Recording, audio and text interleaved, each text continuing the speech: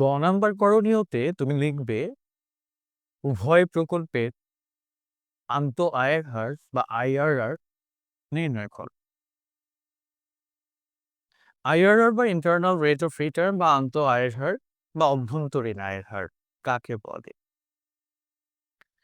অভ্যন্তরীণ আয়ের হার বা ইন্টারনাল রেট অফ রিটার্ন বা আন্ত আয় এমন একটি হার যে বাচ্চার হারে ডিসকাউন্ট রেটে কোনো একটি প্রকল্পে নগদ আন্তঃপ্রবাহের বর্তমান মূল্য, নগদ বহিঃপ্রবাহের বর্তমান মূল্য অর্থাৎ প্রাথমিক বিনিয়োগের সমান হবে। অর্থাৎ আয়ের হারে নিজ বর্তমান মূল্য শূন্য বা জিরো হবে। আবার বলছি, যে বাট্টার হারে কোনো একটি প্রকল্পে নগদ আন্তঃপ্রবাহের বর্তমান মূল্য প্রাথমিক বিনিয়োগের সমান হয়, অর্থাৎ নিজ বর্তমান মূল্য শূন্য হয়, তাকে আয়ের হার বলে। আয়ের হার বা ইন্টারনাল রেট অফ রিটার্ন ক্যালকুলেশনের জন্য আমরা যে টেকনিকটা ফলো করি সেটাকে বলে ট্রায়াল অ্যান্ড এরর মেথড, মানে ভুল করে শেখা পদ্ধতি, যে পদ্ধতিতে আমাদেরকে কয়েকটি স্টেপ বা ধাপ পার করতে হয়। খেয়াল করবে সবাই, ইন্টারনাল রেট অফ রিটার্ন বা আইআরআর ক্যালকুলেশনের জন্য প্রথমেই তোমাকে এনপিভি নির্ণয় করতে হবে। একটা প্রজেক্টেরই ২ বার এনপিভি ক্যালকুলেট করতে হবে। আবার বলছি, প্রজেক্ট এর আইআরআর বের করার জন্য প্রজেক্ট এরই এনপিভি বের করতে হবে ২ বার, অন্তত ২ বার। এবং এই ২ টা এনপিভির মধ্যে নিশ্চিত করতে হবে একটা এনপিভি এসেছে পজিটিভ, আরেকটা নেগেটিভ। প্রথমটা যদি পজিটিভ আসে, পরেরটা নেগেটিভ আনার জন্য তুমি বাট্টার হার বা ডিসকাউন্ট রেট বাড়িয়ে দিবে। প্রথমটা যদি নেগেটিভ আসে, পরেরটা পজিটিভ আনার জন্য তুমি বাট্টার হারটা কমিয়ে দিবে। কারণ আমরা জানি বাট্টার হারের সাথে বর্তমান মূল্যের সম্পর্কটা বিপরীতমুখী। বাট্টার হার বাড়লে বর্তমান মূল্য কমবে, বাট্টার হার কমলে বর্তমান মূল্য বাড়বে। তাহলে বর্তমান মূল্য যদি কমে, নেট প্রেজেন্ট ভ্যালু অত কম, বর্তমান মূল্য যদি বাড়ে তাহলে নেট প্রেজেন্ট ভ্যালু অত বাড়বে।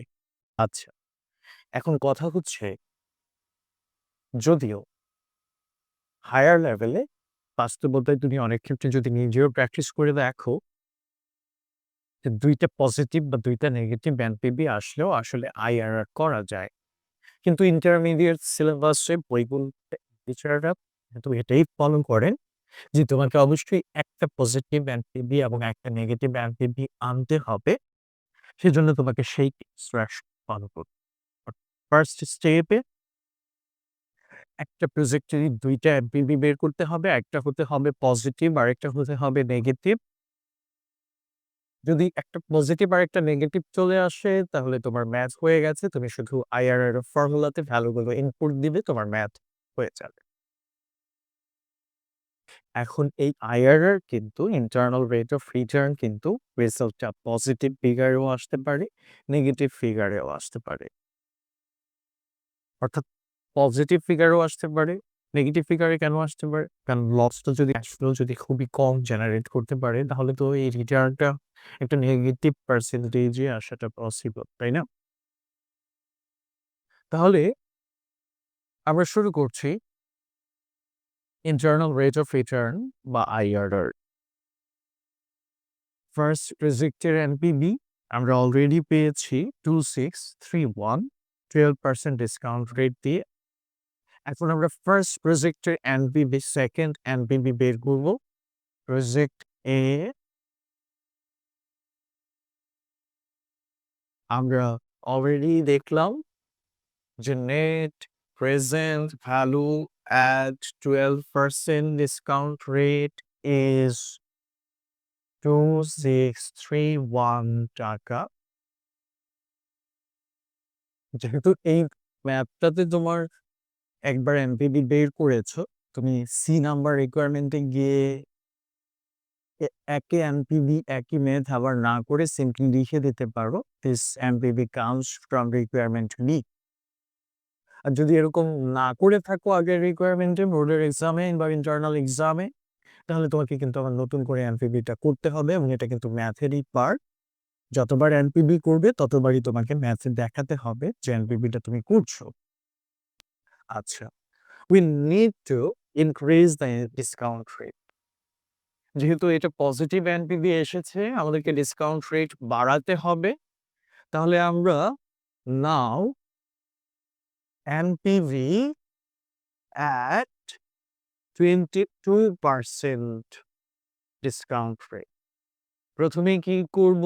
সিএফ গুলো, ক্যাশ ফ্লো গুলোকে বসাবো।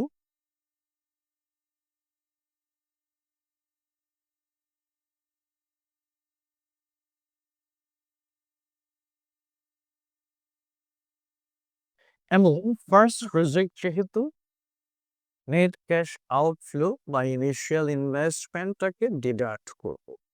তাহলে ভ্যালু ইনপুট দিচ্ছি। ফার্স্ট প্রজেক্টে প্রথম বছর সিএফ 20,000, 1 প্লাস কে হচ্ছে 0.22 to the power 1, 60,000, 1 plus 0.22 to the power 2, 80,000, 1 plus 0.22 to the power 3 এবং ইনিশিয়াল আউটফ্লো হচ্ছে ফার্স্ট প্রজেক্টে 1,20,000 টাকা। তাহলে তোমার এখানে নেট প্রেজেন্ট ভ্যালু কত হয় একটু ক্যালকুলেট করতে হবে। তাহলে first project net present value at 22% discount rate to the power 1 calculate করছি ফার্স্ট প্রজেক্টের 22% ডিসকাউন্ট রেটে এনপিভি কত হয় সেটা 1.22 টু দি পাওয়ার 3। তাহলে এখানে প্রেজেন্ট ভ্যালু আসতেছে 1,762 টাকা। 1,70,000 টাকা মাইনাস করলে প্রেজেন্ট ভ্যালু এখন থেকে আসবে হচ্ছে 19,238, 19,238 এবং এটা নেগেটিভ ফিগারে ফার্স্ট ব্র্যাকেটে দিয়ে দেয়া মানে নেগেটিভ। ইদার তুমি মাইনাস সাইন ইউজ করবে, অর্থাৎ ইদার তুমি এটা লিখবে এইভাবে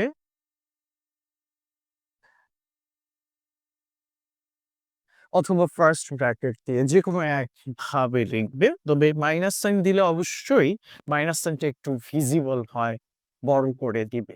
ঠিক আছে? ওকে।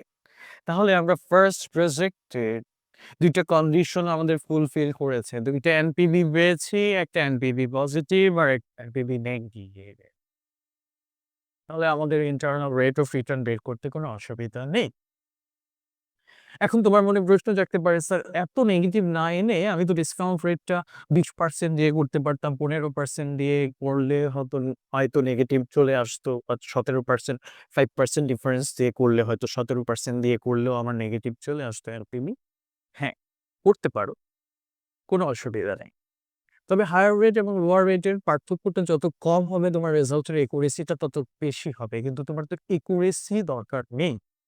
তোমার একুরেসির পাশাপাশি নাম্বারটা এনশিওর করতেও হবে, তাই না? 4 এ 4 ও পেতে হবে। ফুল মার্কস এনশিওর করতে হবে। যেহেতু তোমার সময়ের সীমাবদ্ধতা আছে, অল্প সময়ের মধ্যে এই অঙ্কটা শেষ করতে হবে এবং আইআরআর এর অঙ্কগুলো কম্পারেটিভলি একটু বেশি বড়। তাই তুমি রিস্ক না নিয়ে 10% ই বাড়াবা। আর যখন এরকম নিশ্চিত থাকবা যে 17% ই তোমার নেগেটিভ এনপিভি চলে আসবে, তখন তুমি 5% দিয়ে করতে পারো। কোনো সমস্যা নেই। সেক্ষেত্রে তোমার রেজাল্ট হায়ার রেট এবং লোয়ার রেট, অন্য আরেকজন স্টুডেন্ট তোমার ফ্রেন্ড যে হায়ার রেট এবং লোয়ার রেট তোমার মতো করে ধরে নাই, একটু বেশি কম ধরেছে, তার রেজাল্ট তোমার রেজাল্ট একটু ডিফার করবে, একটু কম বেশি হবে। তবে আইআরআর একটা রেঞ্জের মধ্যে থাকলে সেটাকে আমরা সঠিক হিসেবে ধরে নেই। একটু কম বেশি হলে তোমারটা হয়েছে বা তারটা হয় নাই, এরকম ভাবার কোনো কারণ নেই। আইআরআর একটা রেঞ্জের মধ্যে থাকলেই সেটাকে প্রসেস যদি ঠিক থাকে আমরা সঠিক হিসেবে ধরে নিই এবং বোর্ডে বা ইন্টারনাল এক্সামে আমরা ফুল মার্কসই কিন্তু দিয়ে থাকি। তাহলে আমরা ক্যালকুলেট করি ফার্স্ট প্রজেক্টের IRR. Internal rate of return বা আইআরআর এর ফর্মুলা হচ্ছে এলআর। লিখো এলআর, নিচে গিয়ে লিখবে এখানে এলআর সমান সমান লোয়ার রেট ও লোয়ার ডিসকাউন্ট রেট, বাংলা হচ্ছে নিম্ন বাট্টার হার, প্লাস এনপিভি LR, নিম্ন বাট্টার হারে NPV. NPV, net present value at lower discount rate. আমরা তো ২ টা ডিসকাউন্ট রেট ধরেছি।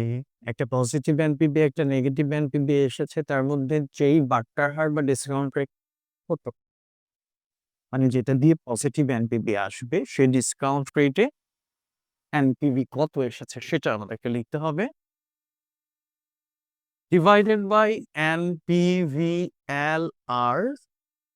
আমরা জানি এনপিভিএলআর মানে নিম্ন বাট্টার হারে এনপিভি, মাইনাস এনপিভিএইচআর, উচ্চ বাট্টার হারে NPV, net present value at higher discount rate, multiplied by HR, that means higher rate or higher discount rate, HR, higher rate বা উচ্চ বাট্টার হার, মাইনাস LR বা lower rate, lower discount rate বা নিম্ন বাট্টার হার। তাহলে এখানে IRR বা ইন্টারনাল রেট অফ রিটার্নের formula, LR-টাকে plus করবা সবার শেষে, প্রথমে এই সম্পূর্ণ অংশটার ভ্যালু বসিয়ে ক্যালকুলেট করবা। এনপিভি LR মানে হচ্ছে নিম্ন বাট্টার হারে NPV, NPV at lower discount rate, NPVHR মানে উচ্চ বাট্টার হারে NPV, net present value at higher discount rate, HR higher discount rate, LR lower discount rate. তো আমাদের এক্সাম্পলে যে ফার্স্ট ম্যাথটা আমরা করছি প্রজেক্ট এ, প্রজেক্ট এর already net present value calculate করেছি 12% ডিসকাউন্ট রেটে, যেটা পজিটিভ এসেছিল। সেজন্য আমরা ডিসকাউন্ট রেটটা বাড়িয়েছি 22%-এ, যেটা আমাদের নেগেটিভ এসেছে। তাহলে ইন্টারনাল রেট অফ রিটার্ন ক্যালকুলেশনের জন্য আমার একটা পজিটিভ এনপিভি দরকার ছিল এবং একটা নেগেটিভ এনপিভি দরকার ছিল। যেহেতু আমরা পজিটিভ এবং নেগেটিভ দুইটা এনপিভি পেয়ে গিয়েছি, তাই আমরা এখন সরাসরি ইন্টারনাল রেট অফ রিটার্নের ফর্মুলায় ভ্যালুগুলো ইনপুট দিব এবং ইন্টারনাল রেট অফ রিটার্নটা ক্যালকুলেট করব। খেয়াল করো, এখানে লোয়ার রেট আর হায়ার রেট, একটা হচ্ছে 12% ডিসকাউন্ট রেট আর এটা হচ্ছে 22% ডিসকাউন্ট রেট। দুইটার মধ্যে যেটা ছোট, smaller one will be considered as lower rate.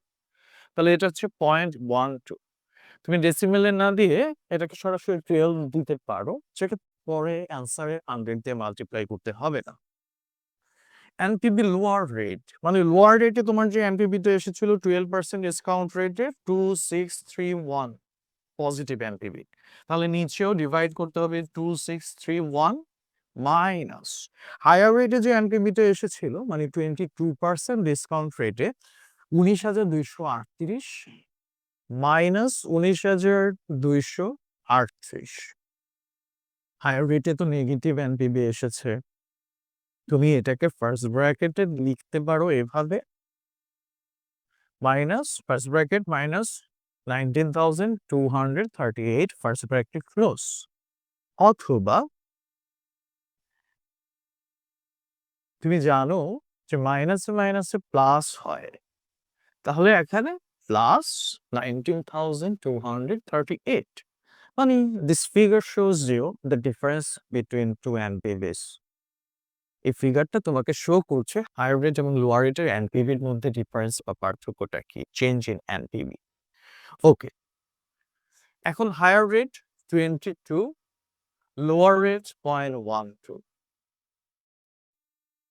Calculator হাতে নাও, প্রথমে এই পার্টটাকে এই দুইটা দিয়ে ডিভাইড করো, দেন অ্যান্সারের সাথে ফার্স্ট ব্র্যাকেট দিয়ে এটাকে মাল্টিপ্লাই করো, দেন সেটার সাথে 0.12 বা লোয়ার রেটটাকে অ্যাড করে দাও। তাহলে তোমার এটা আসবে হচ্ছে 0.132 অথবা 13.2%। যেহেতু ইন্টারনাল রেট অফ রিটার্ন, যে কোনো রেট অফ রিটার্নটাকে আমরা 100 দিয়ে মাল্টিপ্লাই করে দিই, তাই এটার অ্যান্সার আসবে 13.2%, 13.2। কিভাবে ডিসিশন নিতে হয় দেখো, একটা পজিটিভ আর একটা নেগেটিভ এনপিভি আনতে হয় যেহেতু সেজন্য একটা বিষয় তুমি মনে রাখবে, তোমার আইআরআর অবশ্যই লোয়ার রেটের চেয়ে বড় হবে এবং হায়ার রেটের চেয়ে ছোট হবে। তাহলে তোমার অ্যান্সারটা হয়েছে কিনা এটা বুঝার আরেকটা ক্রাইটেরিয়া তুমি বুঝে গেলা। এই ইন্টারনাল রেট অফ রিটার্ন 13.2% দিয়ে বুঝাচ্ছে এই 13.2%-এ ফার্স্ট প্রজেক্টের যে ক্যাশ ফ্লো গুলো সেগুলোকে যদি এখন তুমি নেট প্রেজেন্ট ভ্যালু ক্যালকুলেট করো তাহলে সেই নেট প্রেজেন্ট ভ্যালুটা 0 হবে। এক্স্যাক্টলি 0 হয়তো হবে না, কিন্তু সেটার কাছাকাছি আসবে। কিন্তু এটা আবার তোমাকে দেখানোর প্রয়োজন নেই। নতুন করে আবার এনপিভি ক্যালকুলেট করে 0 এসেছে কিনা সেটা কিন্তু দেখানোর প্রয়োজন নেই। নিজে, নিজে বাসায় দেখতে পারো। কিন্তু বোর্ডে বা এক্সামে কিন্তু দেখলে তোমার অনেক, অনেক সময় নষ্ট হবে। এমনিতেই আইআরআরটা কিন্তু অনেক লেন্থি একটা topic. Okay. Decision calculation 2631 divided by first bracket 2631 plus 19238 plus bracket close. Multiply your answer by 0.22 minus 0.12 in first bracket. The answer will be added with the lower rate. 3203 এরকম একটা আনসার আসছে। ডেসিমেলের পরে 3টা বা 4টা digit রাখার চেষ্টা করবা। 4টা মিনিমাম রাখার চেষ্টা করবা। তাহলে এটা 13.203%। অ্যান্সার ডিসিশনটা আইআরআর এ কিভাবে হবে? স্টেম বা উদ্দীপকে যে কস্ট অফ ক্যাপিটাল বা ডিসকাউন্ট রেটটা দেয়া আছে, তোমার আইআরআরটা সেটার সাথে কম্পেয়ার করতে হবে। যদি আইআরআরটা সে ডিসকাউন্ট রেট গিভেন ডিসকাউন্ট রেটের চেয়ে বড় হয়, মানে মূলধন ব্যয় কে 12% আর আয় আয়ের হার ইন্টারনাল রেট অফ রিটার্ন 13.2%, তাহলে আয় ব্যয়ের চেয়ে বেশি, অর্থাৎ আইআরআর কে এর চেয়ে বেশি তোমার এই স্টেমের ফার্স্ট প্রজেক্টে। তাহলে আয় যদি ব্যয়ের চেয়ে বেশি হয় তাহলে সেটা কি প্রফিটেবল, লাভজনক। ঠিক আছে, লাভজনক প্রফিটেবল প্রজেক্টগুলোতে আমরা ইনভেস্ট করি। তাহলে এই প্রজেক্ট এ আইআরআর এর বেসিসে প্রজেক্ট এ প্রফিটেবল। তাহলে এখন তোমরা নিজেরা প্রজেক্ট বি এর আইআরআর বা ইন্টারনাল রেট অফ রিটার্নটা ক্যালকুলেট করে দেখো তো পারো কিনা। আমি তোমাদের প্রজেক্ট বি এর আইআরআরও নিজে করে দিচ্ছি, কিন্তু এখন নিজে একটু বাসায় প্র্যাকটিস করে পরে আমারটার সাথে তুমি কম্পেয়ার করো। ঠিক আছে, ভিডিওটা পজ দাও, ম্যাথটা শেষ করে ভিডিওর বাকি অংশটুকু দেখো। আশা করি তোমার ম্যাথটা হয়েছে। দেখো আমি কিভাবে সলিউশন করছি, আমারটার সাথে তোমার প্রসেস এবং অ্যান্সার মিলেছে কিনা সেটা একটু ক্রস চেক করো।